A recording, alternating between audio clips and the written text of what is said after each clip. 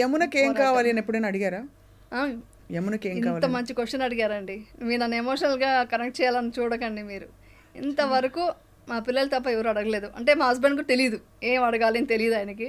అంత ఇస్తున్నాం కదా అని అనుకుంటారు. నీకేం కావాలి అని అడిగింది మా మదర్ కొంచెం అడిగారు, మా మదర్ అడిగారు, తర్వాత మా పిల్లలే అండి. ఇంకెవరు వచ్చి ఇంకా వాళ్ళని అడగరు. ఎందుకలా మీరు అడగలేదు? మీరు అడిగి ఎందుకు? ఒక్కసారి మీరు లా ఆఫ్ అట్రాక్షన్ నమ్ముతారు కదా, అవును. విపశ్యనాని చేశారు కాబట్టి ఇవాళ రోజున ఈ జీవితం నాకు ఒక ఆపర్చునిటీ, నాకేం కావాలి అని మిమ్మల్ని మీరు అడిగితే వచ్చే సమాధానం ఏమన్నా? ఇప్పుడు నాకేం కావాలి అని అడిగే పొజిషన్ దాటిపోయి నాకేమీ వద్దు అని వదిలేసుకున్నాను. ఇప్పుడు ఎందుకు అడుగుతాను? ఇంకా నాకేమీ వద్దు. ఇంకా నాకు నగల మీద, చీరల మీద, ఇప్పుడు ఏదో వచ్చానంటే ఇంటర్వ్యూ కోసం నేను ఇప్పుడు సన్యాసం గెటప్ వేసుకుని ఏదో వేసుకొని వస్తే మీరు డిస్టర్బ్ అవుతుంది. నాకు డిస్టర్బ్ చేయడం ఇష్టం లేదు. కాబట్టి ఏ ఫంక్షన్కి వెళ్ళినా అలా రెడీ అవుతాను. కానీ కొంతవరకు నాకు జ్యువెలరీ మీద ఇంట్రెస్ట్ పోయింది. హౌసు, బంగ్లాలు, కార్లు ఏమీ లేదు, నథింగ్, ఏమీ లేదు.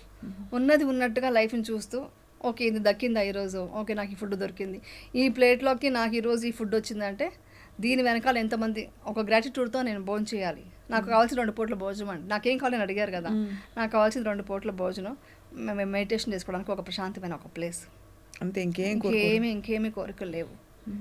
అందుకే హ్యాపీగా ఉన్నాను. అసలు అది మోస్ట్లీ నాకు ఇవన్నీ నాకు ముందే తెలియాలని ఉన్నట్టుందండి. అందుకే నేను ఇప్పుడు ఒకటే అనుకుంటా, ఈ ఎన్ని ప్రాబ్లమ్స్ అంతా వచ్చేదంతా మనం ఇవన్నీ తెలుసుకోవడానికేనా అనిపిస్తుంది నాకు. లేకుంటే ఏమి తెలియకపోతే, నా కష్టమే తెలియకపోతే నేను ఎందుకు బుద్ధుడి మార్గంలో వచ్చి ఉంటాను? నేను ఇది ఈ మార్గంలోకి ఎందుకు వచ్చి ఉంటాను? ఇంత డీప్గా ఎలా వెళ్ళగలను? ఒక్క 10 days కోర్స్లోనే నేను ఏమంటారు చాలా డీప్గా వెళ్ళిపోయాను. చాలా డీప్గా. అంటే మీకు దాని గురించి తెలిసి ఉంటే ఏమంటారు, అసలు ఫస్ట్ విపశ్యన అంటే ఏంటి చెప్తాను. ఆఫ్ కోర్స్ విపశ్యన అంటే ఏంటో చెప్పేలోపు, బికాజ్ అది చాలా పెద్ద సబ్జెక్ట్, నాకు ఇష్టమైన సబ్జెక్ట్ కాబట్టి. అసలు ఫండమెంటలీ ఒక కోర్ ఏరియా, ఇప్పుడు ఫర్ ఎగ్జాంపుల్ ఎవరైనా వచ్చి మీ చీర ఎర్రగా ఉందన్న అనుకోండి, మీరు బాధపడరు, ఎందుకంటే అది ఎరుపు కాదు, అది వైలెట్ అని మీకు తెలుసు కాబట్టి. ఇక్కడ స్త్రీలకు సంబంధించి కోర్ ఏరియాస్లోనే ఎప్పుడు కూడా ఎవరైనా అవమానిస్తారు, మాటలు అంటూ ఉంటారు, కోర్ విషయాలు. దాన్ని మీరు ఫిలాసాఫికల్గా ఎలా అర్థం చేసుకున్నారు? Why is this happening to me అనడానికి? అది ఉదాహరణకి నాకు ఎవరైనా వచ్చి నువ్వేంటి బండలాగా గయ్యాళిలా మాట్లాడుతున్నావు అని అనుకోండి, ఇమీడియట్గా నేను రియాక్ట్ అయ్యేదాన్ని, నేను మంచిదాన్ని అని చెప్పి. బట్ ఎందుకు ఇలాంటి ఒక కోర్ ఏరియాలో మనకి సమస్యలు వస్తాయని మీరు ఫిలాసాఫికల్ ఆన్సర్ ఏంటి? అంటే ఇప్పుడు వాళ్ళ నాలెడ్జ్ అంతే ఉంది, వాళ్ళ నాలెడ్జ్ ఆ లెవెలే ఉంది. ఇప్పుడు ఎగ్జాంపుల్కి ఇప్పుడు నేను యాక్ట్ చేస్తున్నాను ఇలాగ, ఇప్పుడు ఎగ్జాంపుల్కి మేకప్, ఇప్పుడు నేను విపశ్యనకు వెళ్ళినప్పుడు కూడా ఎవరు అన్నారంట, ఆవిడ ఏంటి 10 days వచ్చేసారు వెళ్ళిపోతారు, వాళ్ళు ఎంత చేయరు వీళ్ళంతా. అంటే సినిమా అనగానే, సీరియల్ అనగానే వాళ్ళకి ఇంకేమీ స్పిరిచువల్గా ఉండదు, వాళ్ళకి ఒక్కొక్క సంస్కారం ఉంటుంది, వాళ్ళకి ఒక స్ట్రాంగ్ మైండ్ ఉంటుంది, అంతా ఏం అర్థం చేసుకోరు. సో వాళ్ళ మైండ్ సెట్ అంతే.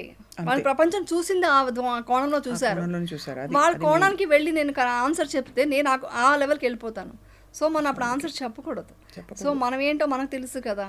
ఒక్క స్మైల్, ఎంతో రాజ్యాన్ని వదిలేసి, సంసారాన్ని వదిలేసి వెళ్ళి సన్యాసం తీసుకున్న బుద్ధుడికే తప్పలేదండి అపనిందనరు. ఆయన మంచి కోరి ప్రపంచానికి మంచి ఒక విద్యను ఇస్తుంటే ఆయనకే చాలామంది ఆయనకి ఎలాగ ఆయన ఇది చేయాలని చెప్పేసి ఒక అపనిందలను దాని మీద మోసేయడానికి ట్రై చేశారు. ఆయన అప్పుడు కూడా జస్ట్ మిత్తా ఇచ్చారు, ఒక స్మైల్ ఇచ్చారు, దానితో ఆయన సక్సెస్ఫుల్గా ముందుకు వెళ్ళిపోయారు. అంతే, ఏ రోజు బాధపడలేదు. నేను ఆయనే అండి ఇన్స్పిరేషన్. నాకు ఇన్స్పిరేషన్ అంతా ఎవరంటే ఇప్పుడు ఆయనే. ఇప్పుడు మీరు అనేది ఏంటంటే, అంత కష్టం వచ్చుండకపోతే బహుశా మీరు ఈ మార్గం వైపు చూసేవారు కాదు, మేబీ ఇంతటి ఒక విషయం ఉందని తెలుసుకునేవారు కాదు, ఇంత విషయం ఉందని తెలిసేది కాదు. మెడిటేషన్ చేశాను అంటే చెప్పడం ఈజీ అండి, ఏముంది మెడిటేషన్ కూర్చుంటా కొంచెం థాట్ ఎలా వెళ్తుంది, ఒక 15 minutes చేస్తాము, అది కాదు కదా. టోటల్గా ఒక నిర్వాణ స్థితికి వెళ్ళే లెవెల్కి, ఒక పొజిషన్కి, ఒక భంగా వెళ్ళి, ఒక టోటల్గా ఏమీ లేదు, నథింగ్, ఇవన్నీ వచ్చేసి ఇంపర్మనెంట్ అని తెలుసుకోవడం ఉంది కదా. అది చాలా గొప్ప విషయం, నాకు అర్థమైంది, నా అదృష్టంగా భావిస్తాను. నిజంగా విపశ్యన చేసేవాళ్ళు చాలా అదృష్టం ఉంటేనే చేస్తారు. అవును, అంత కఠోరమైన ఒక సాధన అది చేసామంటే ఒక అదృష్టం. మీరు వర్క్ వెళ్ళాలి, సొసైటీలో మీ ఫ్రెండ్స్ అండ్ ఫ్యామిలీ ముందరికి వెళ్ళి మీరు అవమానం ఫీల్ అవ్వకుండా తలెత్తుకోగలగాలి. మీ క్లోజెస్ట్ ఫ్యామిలీ, మీ మీద నమ్మకం పెట్టుకున్న వాళ్ళందరూ ఎంత నమ్మినా కూడా వాళ్ళకు ఒక భరోసా ఇవ్వగలగాలి. దట్ అమ్మ బాగుంది అని పిల్లలకి, నేను బాగున్నానని మీ వారికి, అమ్మ వాళ్ళకి, ఇంకా సిస్టర్స్ కి, అందరికి. సో ఈ స్టెప్ బై స్టెప్ ఎలా చేశారు? What did you? Step by step first ఇదేనండి. ఫస్ట్ నేను హ్యాపీగా ఉండాలి, నేను హ్యాపీగా ఉంటేనే నా పిల్లల్ని నేను కాపాడగలగాలి. వాళ్ళని కాపాడాలంటే ఫస్ట్ నేను స్ట్రాంగ్గా ఉండాలి. సో నేను స్ట్రాంగ్గా ఉంటూ వాళ్ళు ఎంత కాన్ఫిడెన్స్ పెంచాలో ఎన్ని రకాలుగా, అంటే మనం ఎలా పెంచానంటే నువ్వు హ్యాపీగా ఉండాలి, నువ్వు బాగుండాలి కాదు, కష్టం వస్తే ఎలా ఎదుర్కోవాలి ఫస్ట్ ఇది చెప్పుకుంటూ వచ్చాను. ఇలా స్ట్రాంగ్ చేశాను మా పిల్లల్ని, మా వారిని అలాగే స్ట్రాంగ్ చేసుకున్నాను. నాకు 2 పిల్లలు కాదు 3 పిల్లలు. అంటే హస్బెండ్ కూడా పెళ్ళైన తర్వాత ఏ ఆడదానికైనా వాళ్ళు కూడా పిల్లలతో సమానమే అయిపోతారు. సో వాళ్ళు కూడా మన మదర్ కేరింగ్ అలా ఇవ్వాలి, ఆ సపోర్ట్ ఇవ్వగలగాలి. అందుకనే అంటారు ఒక తల్లి వచ్చేసి ఒక పేషెన్స్ చాలా ఉన్న తల్లిగా ఉండాలి అంటారు. సో అది చూసుకుంటూ వాళ్ళని సపోర్ట్ చేసుకుంటూ వాళ్ళని హ్యాపీనెస్ ఇస్తూ వాళ్ళకి ధైర్యం ఇస్తూ అక్కడి నుంచి నేను వర్క్ చేయాలి. అంటే ఫైనాన్షియల్ కూడా కొంచెం ఉంటాయి కదండి, ఎంత మన డబ్బున్నా కూడా ఏదో సంథింగ్ మనం వాళ్ళ కోసం ఏదో చేయాలి అని ఒక పాయింట్స్ వస్తాయి.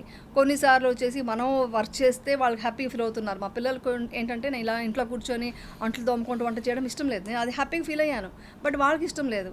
నువ్వు సెలబ్రిటీ ఇలా ఎందుకు ఉంటున్నావు ఇంట్లో, నేను హ్యాపీగా ఉన్నాను. అప్పుడు కూడా నేను ఇంట్లో మాకు మంచిగా శుభ్రంగా అన్నం వంట చేసి పెట్టుకుంటూ వాళ్ళని చూసుకుంటూ వాళ్ళ స్కూల్ నుంచి ఎప్పుడు వస్తారా అది చూసుకుంటూ నేను హ్యాపీగా. మీరు దూరంగా ఉన్నారా ఇండస్ట్రీకి, లేక పరిస్థితులు అట్లా ఉన్నాయి? ఇండస్ట్రీకి దూరంగా చిన్నప్పుడే ఉన్నాను. ఎందుకున్నానంటే నాకు ఒక పాయింట్ అనుకున్నానండి, పిల్లలకి ఆ చిన్నప్పుడు పెంపకంలో, అంటే నేను చదువుకుంది 10th స్టాండర్డ్ అండి, కానీ బుక్స్ ఎక్కువ చదివాను.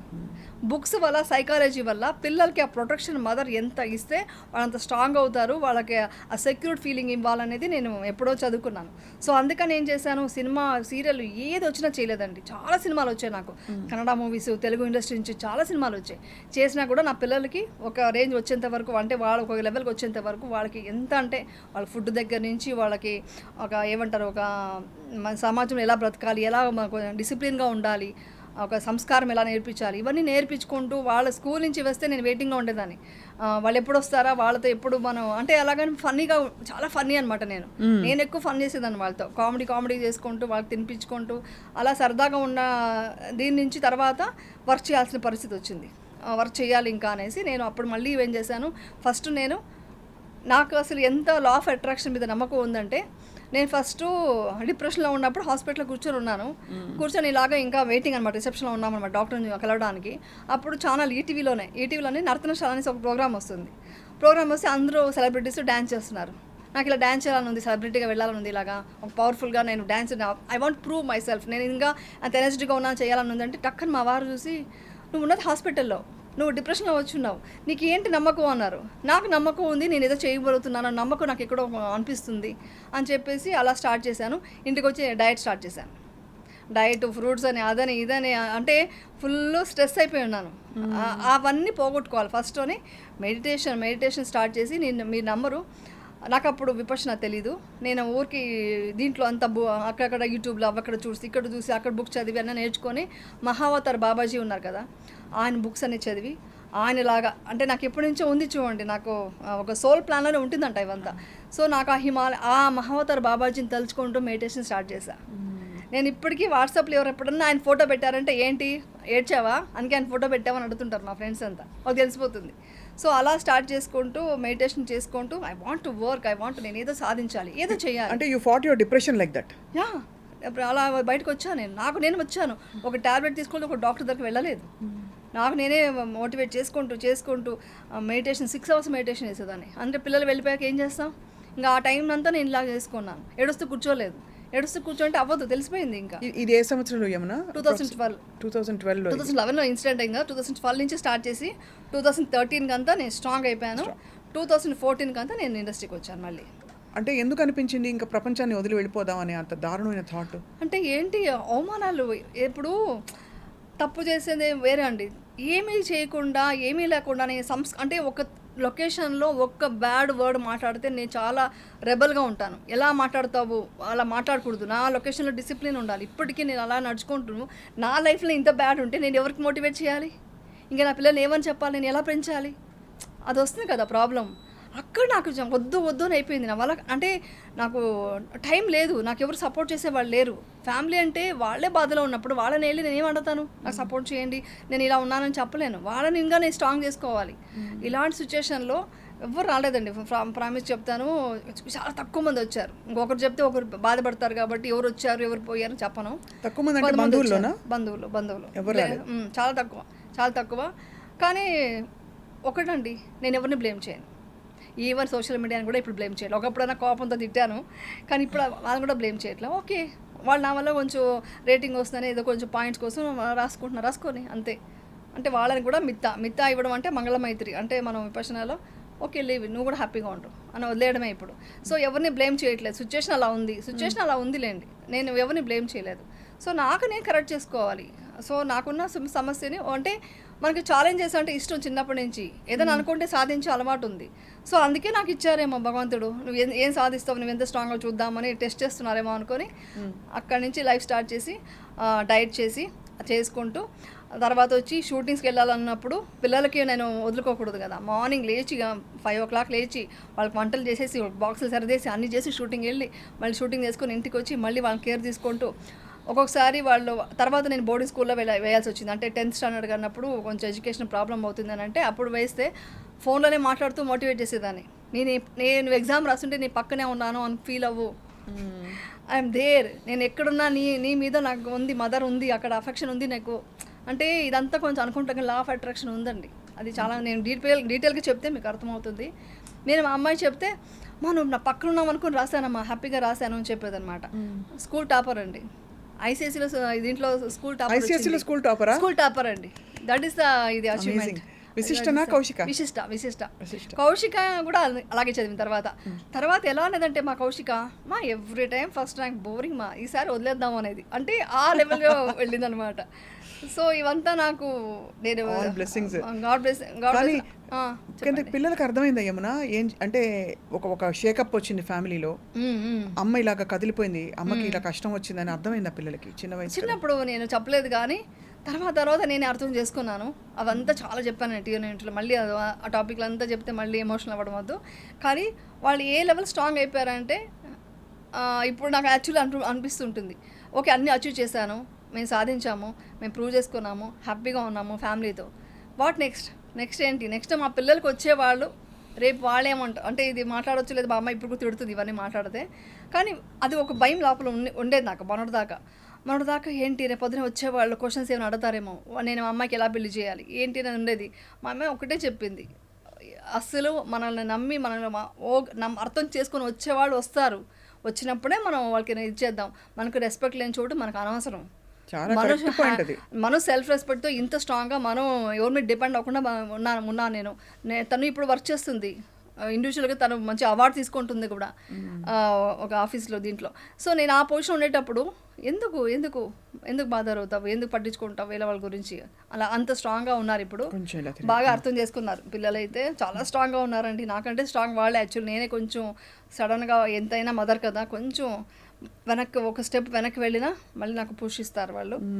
సో అదనమాట. కానీ గ్రేటెస్ట్ థింగ్ అంటే మామూలు వ్యక్తులు సోషల్ మీడియా ప్రేక్షకులు ఎవరన్నా అంటే కూడా చూసి చున్నట్టు వదిలేయచ్చు, కానీ మీ ఫ్యామిలీ అంటే ఎవరి కోసం అయితే మీరు సినిమా ఇండస్ట్రీకి రావాల్సి వచ్చిందో వీళ్ళందరూ కూడా బహుశా మీకు ఇవ్వవలసినంత సపోర్ట్ ఇవ్వలేదని వినికిడి. అవును, నిజమే. యాక్చువల్లీ ఏంటంటే చిన్నప్పటి నుంచి నాది త్యాగం, అంటే నేను ఇప్పుడు త్యాగం ఇప్పుడు అనకూడదు, మనం కోరుకొని వచ్చాము. ఇప్పుడు అంతే ఒకప్పుడు అనుకునేదాన్ని ఇంత కష్టపడ్డాను, ఇంత ఫ్యామిలీ కోసం చేశాను, నన్ను ఎవరు అర్థం చేసుకోవట్లేదని. ఇప్పుడు అవంతా అనుకోవట్లేదు. ఎలా అంటే మనం ఏదో విధంగా మనం సాయం చేసాము, మళ్ళీ దాన్ని ఎక్స్పెక్ట్ చేస్తున్నామంటే అది స్వార్థం అవుతుంది కదా. సో మనకు దేవుడు ఎక్కడి నుంచో మనకు లైఫ్లో బాగున్నాం కదా. సో మనం చేసిన సాయం ఎక్కడా పోలేదు, అందరూ బాగుండాలని కోరుకునేదాన్ని చిన్నప్పటి నుంచి అండి. అందరూ బాగుండాలని కోరుకోండి, ఫ్యామిలీ కోసమే ఇండస్ట్రీకి వచ్చింది నేను. ఫ్యామిలీ బాగుండాలని కోరుకున్నా బాగున్నారు, అందుకు హ్యాపీ పడతాను. అంటే you wanted to settle everybody down అంతే. అదే ఉండేది నా మైండ్లో. ఇప్పుడు అదే పోరాటమేనండి, అది ఏ టైంలో ఇది ఉందా కానీ చిన్నప్పటి నుంచి